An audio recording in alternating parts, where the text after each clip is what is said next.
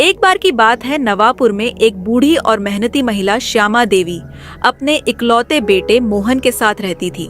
मोहन नालायक, आलसी और जिम्मेदारी से भागने वाला लड़का था। श्यामा देवी, जो विधवा थी, का पूरा जीवन सिर्फ अपने बेटे के लिए समर्पित था।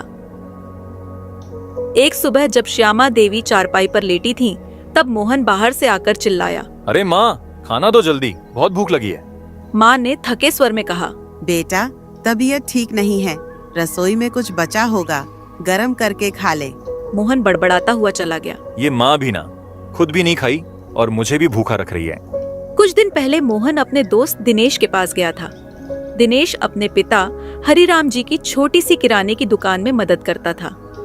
हरिराम जी अब बीमार रहते थे और दिनेश ही जिम्मेदारी उठा रहा था।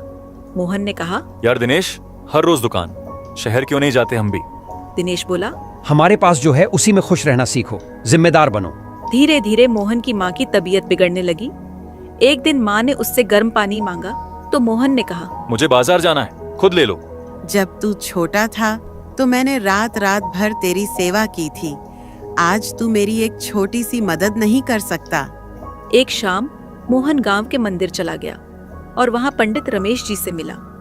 पंडित जी ने कहा, बेटा मोहन, मंदिर में आज कैसे? बस ऐसे ही पूजा करने आया था। असल में वह अपनी माँ से नाराज होकर वहां समय बिता रहा था।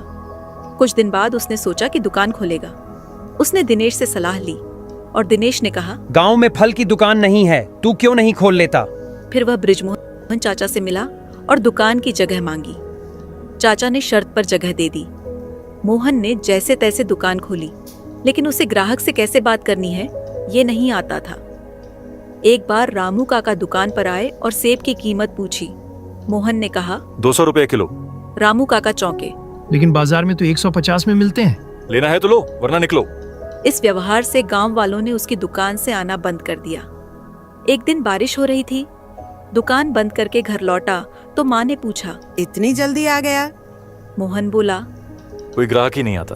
बेटा, ये दुकान बड़ी मुश्किल से मिली है, इसे ऐसे ही मत गंवा। माँ ने समझाया। अगली सुबह फिर वह दिनेश के पास गया और बोला, कुछ समझ नहीं आ रहा, दुकान नहीं चल रही। दिनेश ने मुस्कुराकर कहा, बात पैसों की नहीं है मोहन, बात भरोसे और व्यवहार की है। मेहनत और विनम्रता से सब कुछ मिल जाता है। उसी दिन रात को मोहन अपनी माँ के पास बैठा और बोला, माँ, मैं अब सब कुछ बदलूंगा। माँ की आंखों में चमक आ गई। उस दिन के बाद मोहन और श्यामा देवी खुशी खुशी जीवन बिताते लगे।